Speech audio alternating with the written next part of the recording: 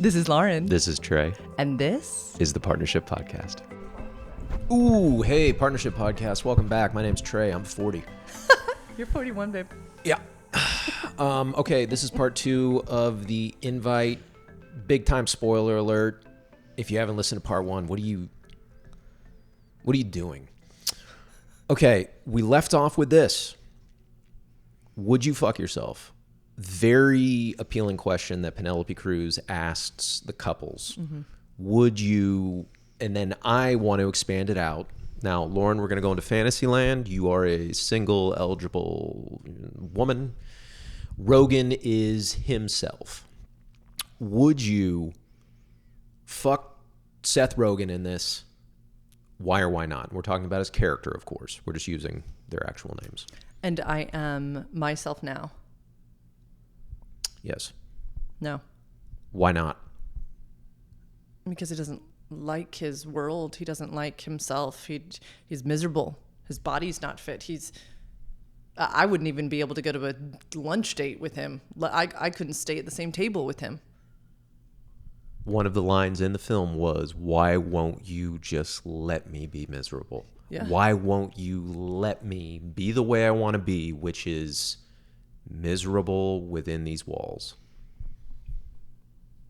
I have friends like this. I mean, I exist. Y'all, I grew up in the performing arts, and it is starving artist idea is very normal. I have many male friends who I am no longer, I shouldn't even call them friends. They're now acquaintances. I grew up with lots of people who love to complain. And no, I could not sit at a table with him, have sex with him. No. Also, his back hurts. I don't know how I'd have sex with him. He seems so miserable. He needs a backiotomy. He like falls down on the ground. He's in so much pain, which I can empathize with him. And I could see you got on me recently on a trip abroad.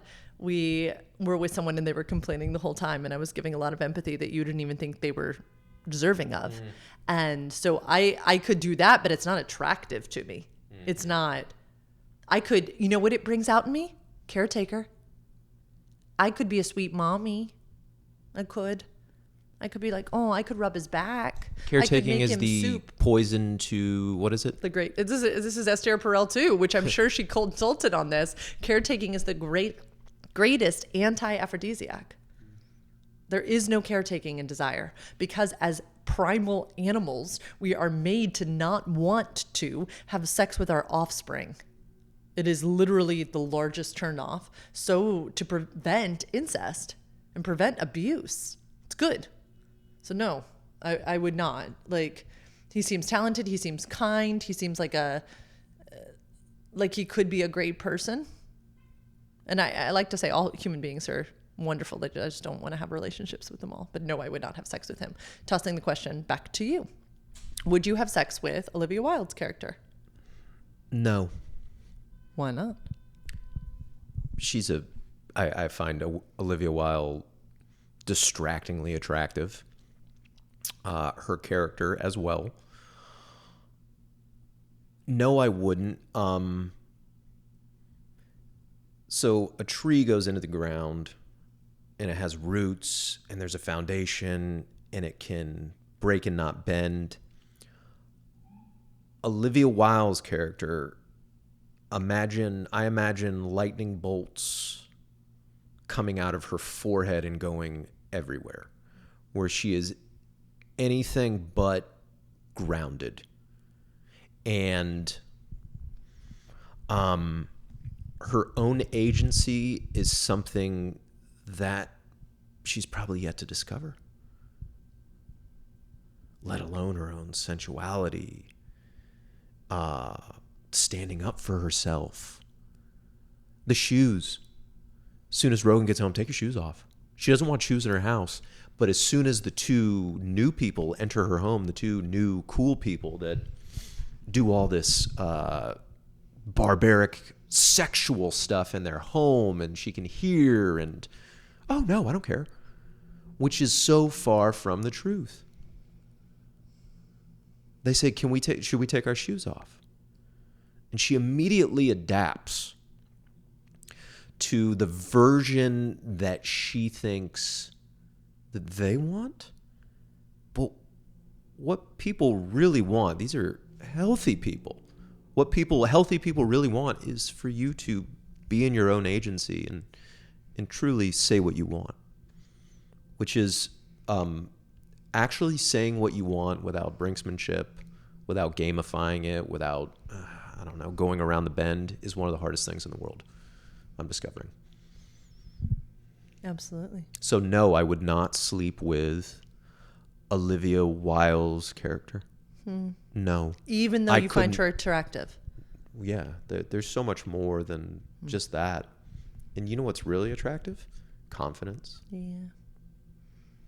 Self-awareness. Yeah. So may I take it from what I Please. think of her like as a friend? If I were, Oh yeah, let's do the friend thing now. You go first. Okay. If I was Olivia Wilde's friend. or considering friendship with her, just meeting her, it would be a very difficult concept because I don't think she knows who she is in this season. And listen, again, I can have such empathy for that. Been there. But she's set aside her career. She's been a mother. She's such a good designer, and it's like she doesn't even take joy in the house that she's been designing. It's really funny. I think she takes joy in it. You think so? Yeah, I think that's one of her big creative outlets, and I think she takes joy. And I think one of the reasons that she lit up so much when Edward Norton finally came in, Saw it. Yeah, like a beautiful man that's doing work on himself and that's present in the moment, is that he celebrated and observed. Yeah. Like her intentional choices. Okay. So I think she takes a lot of joy in it, and she lit up like a fucking Christmas tree when someone else saw all of the labor that she put into it. Okay, Olivia Wilde, you do Olivia as her friend. So I don't think there's a lot of self-awareness. And then anytime I see any type of blame like that coming out of someone, that's a scary person to have as a friend. When you say blame, you mean like deflecting off of her own. Pointing the finger at another for the cause of one's own hard existence. That deflection, that pointing of the finger at her husband for why her life is the sad way that it is. That's a warning sign for me inside of deep friendship. Again, all human beings are worthy and beautiful and amazing, but I would be quite leery of that being, something that then is turned around on me as well. Right? When I misstepped, instead of utilizing tools to repair inside of a friendship container, it just being, well, Lauren did this.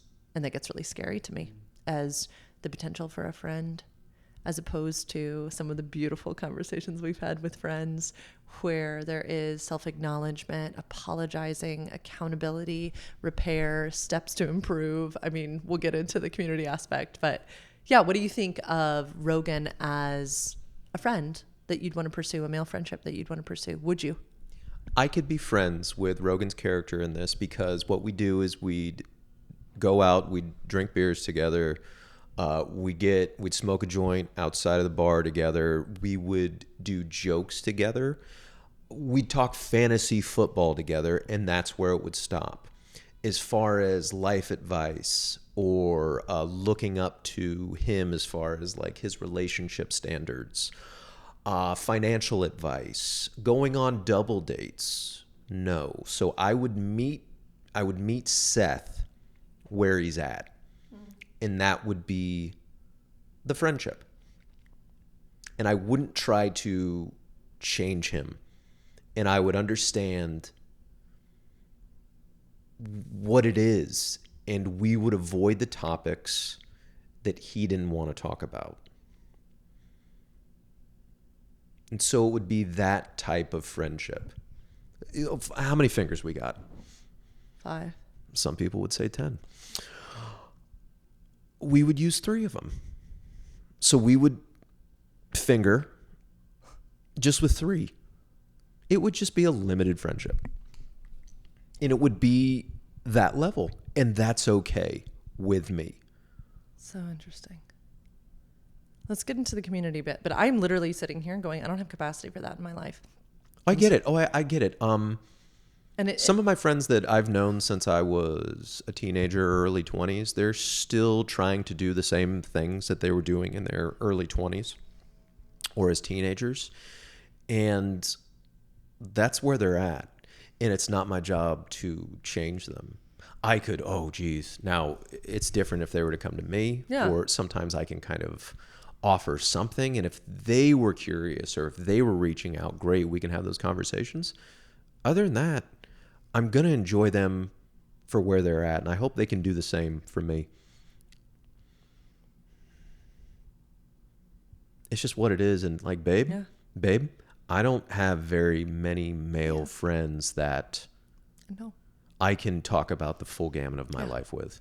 And I get envious of you because you have colleagues and professionals and friends, and you have just a harem of beautiful gay men that is now my harem, these gorgeous gay men. So yeah, I can talk about like straight men. No, it's few and far between. Yeah. Womp, womp, womp. No, but listen, on this podcast a lot, we talk about the shortcomings of straight men so often. And I need everyone to hear me. My heart fucking breaks for the fact that that is your existence. That Trey is a beautiful man, and I have beautiful straight male clients who are also just as hungry as you are for healthy, sharpening relationships. And culture at large is not very nice to young boys as they are growing up.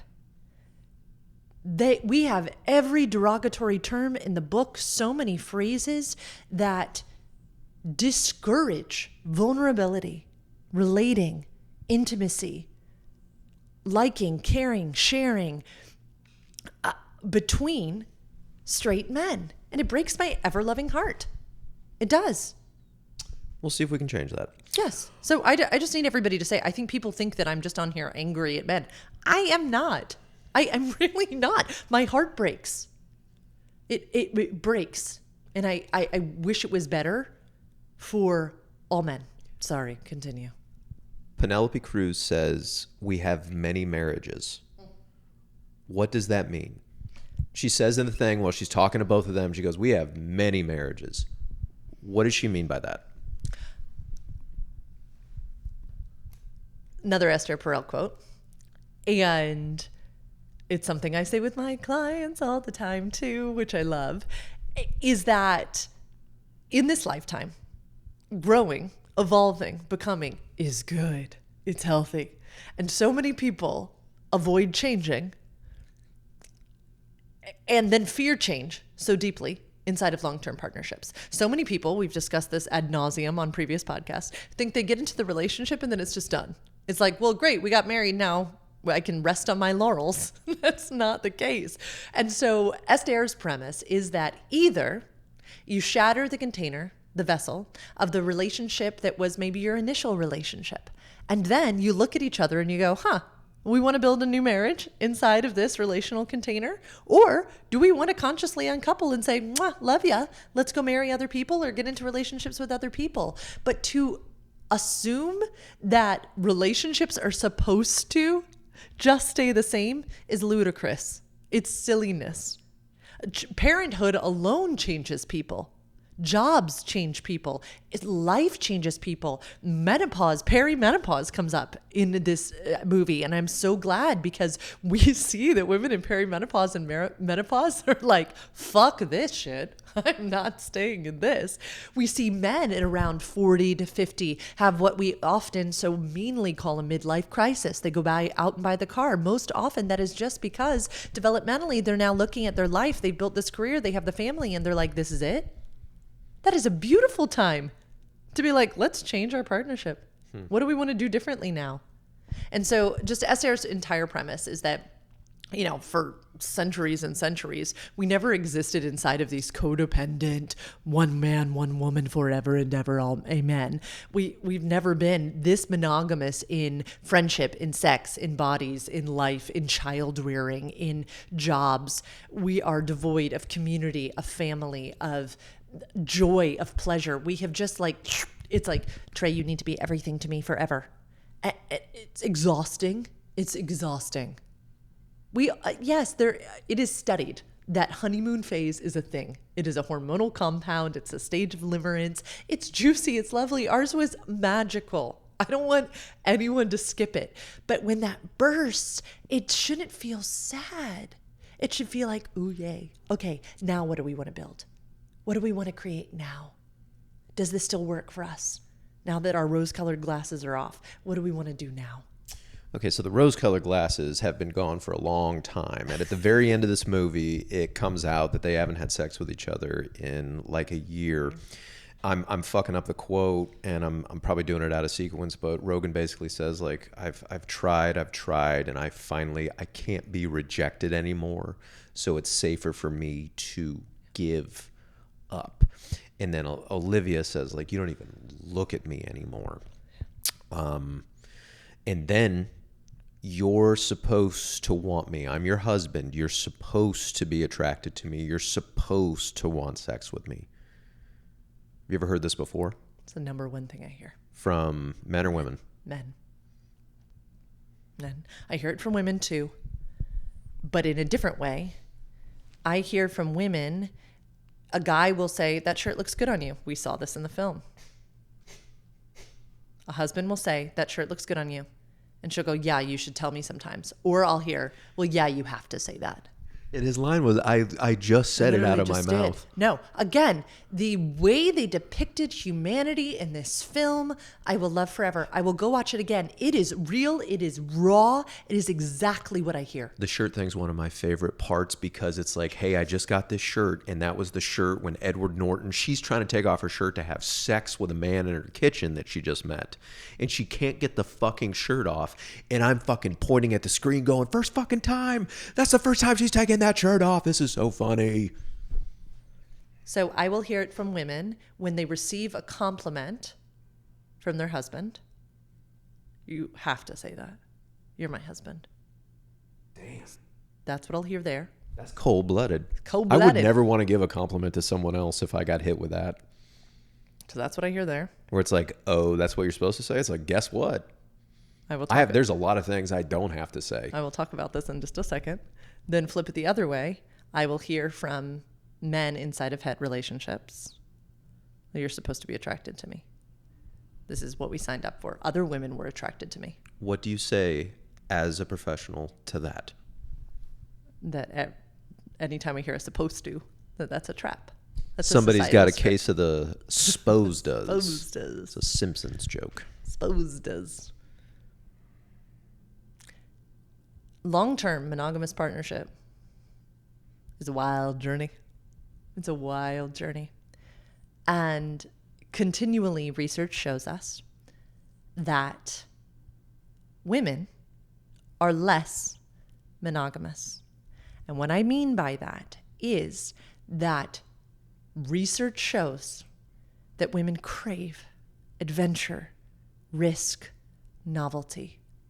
There's a moment with a window. The whole reason this is even happening is that Olivia and Seth's apartment has a window that looks up to Penelope and Edward's apartment.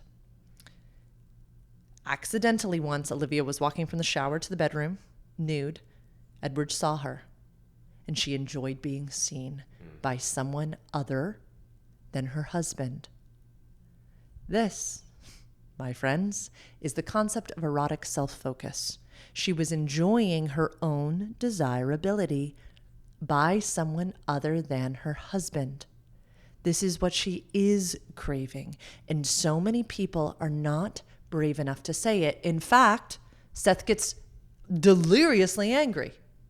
Delirious. It leads to this really interesting bit because then Penelope is like, Seth, you look at me in the elevator. You look at my breasts every single time.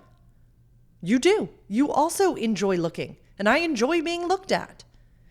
This idea that we should become undesirable by anyone else inside of long-term partnership is cuckoo nuts. That's another supposed to, right? Well, we're supposed to only want each other and we're supposed to just be attracted to each other because we signed some marriage certificate. That's wild. That's so wild to me.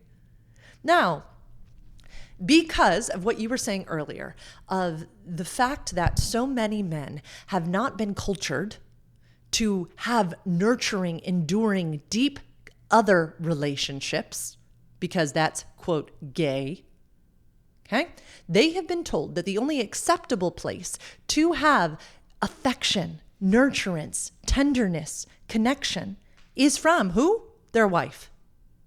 And so often that is so correlated with want me, see me, desire me, be one with me in sex. So I need everyone to hear me. I get it. I get why he is so hungry for sexual connection and so absolutely exhausted of being rejected. I get it. He can't handle anymore. He is in a lonely existence. They say at one point, this is such a beautiful segue, that these are the first people they've had in their house. We are communal creatures. We need belonging. We need friendships. We don't have people over, and I think they allude to we don't really have friends. Have you and I ever heard this before? Yeah. Yeah, we have. I cannot be your everything, my love. I don't want to be your everything. I want to know that you can survive over there and you choose to be with me. If I was your everything, I couldn't do it. We couldn't be in partnership. I can't bear that. It'd be a burden for me. Yes. I get slammed on the internet for this idea that when men want sex, I'm like, go nurture friendships. But this is what I am here to say. The fact that Trey has his own defined self, the fact that Trey goes out and hangs out with friends, has hobbies, has volunteer things, has relationships, has an entire life that he loves is endlessly attractive to me. The fact that my beloved exists on his own and could and contributes to our home and does dishes and laundry. He's the laundry daddy in our house and is like, baby, go play with your sister. Go hang out with your sister today. I've got laundry. I've got the child. The fact that he is self-contained is endlessly erotic. That's how I get laid. It right? is exactly how you get laid because I want that. I want to be with that. I want to play with that. I don't caretake for you. I don't. And so this idea that I'm supposed to be attracted to you just because you're my husband, most flawed philosophy on earth. No. Now, is this a permission granter for me to just go willy-nilly and not attune to you, not set aside time for you, not create opportunities to play with you? No, that's not what we're saying. People on the internet say I say that. I don't say that. It's also not, I've had a lot of pushback on the internet recently that's like, well, if I cultivate myself to that level, I'm going to be attractive to other women. Trey's very attractive to other women. It's up to him to align himself with our relational agreement. Yeah, to which I say to the straight man that it's like, oh no, if I try, like I'm just going to be, I don't know what, knee deep in pussy. Anyway, please continue, honey. I find it really interesting, and I think that the movie was really good because let's flip it on to our dear Olivia Wilde's character. If I try, I'll be too good. Like if I try at golf, then I'm going to be on TV winning majors. Then I'm just going to be too good. Yeah. Hey, buddy. Oh, I bet you will. Let's get back to this one. I understand why trying is vulnerable. You said it so beautifully earlier. To want and to say the thing that you want with bravery. It's the hardest thing in the world. Hardest thing in the world. And I think that might be my life's work. It is honorable. It is beautiful. It is risky. I am not sitting here saying that it is not terrifying to sit down with your beloved and with a sex educator or a psychotherapist and put forward your deepest wants. To say, I want to change. I want a sexual relationship with you. I want to co-create a new existence with you. That is the scariest shit in the world, and I understand that. I want to get out of this loop in which I am used to, which I am very comfortable in, but it is no longer serving me. I don't want a life of desperation. I was telling crumbs. I was telling Trey this morning about this tool we use often in my work, and some therapists use it too. And it's this 3 sides of a triangle. And the most common sides that I see couples come to me with is poor me and they're a bad person. Okay. And that's usually where they'll sit on a couch like this, and one of them will be like, my life's so hard. They're a bad person. Okay. And we will sit there and they will stay in this and they will stay in this. When things change is when we twist the triangle around and they can instead say, what do we want to do from now on? And I am always thrilled to work with that question. But in so much as we are going to go, oh, poor me, my life's so hard, and my partner, my spouse is such a bad person, nothing's going to change. But when we say, this is rough. This is not what I want. I deserve more than crumbs. You deserve more than crumbs. I want sex. You want sex. Sex is good. Bodies are good. Pleasure is good. What do we want to do from now on? Sky's the limit. The success of relationships should not be determined by their longevity. Should be determined by the flourishing of the human beings inside of them. And when we can look at that, and we can address that, and we can work on tools and exercises and games and conversations, we can do anything. I've never tried to hit a number with you. Oh, wow. Never tried to hit a number with you. I've tried to support you in the moment. And then we say rent's due every day. And then if you and I, when we don't treat each other well, we leave. Then it's our job to leave. Okay, baby, we got to wrap this up. 1 minute. I think this is a perfect transition time. We can decide whether or not we want to do a part 3 or leave it here. If you haven't gotten the memo, you should go watch The Invite. I would love to do a 3 and a 4. I would actually love to watch the movie again and then come back and do it this week, because I want to release all this shit. I don't want to slow burn this. Me too. Okay. Have we ever watched a movie twice together? No. Except for... Are you trying to make some sex joke? No, I'm making a sex reality. We've watched our own movies together. Self-pornography. Wrap it up. Thanks for coming to this episode of the Partnership Podcast with Lauren and Trey. Take what you like, leave the rest. These are our opinions and our opinions 3, only. 2, Bye. 1. Goodbye. It's not. It's still going. Oh, it's good. Okay, I'm going to do my full wrap up as you guys watch Trey's booty if you were watching this episode. You have a right to self-determination and informed decision making.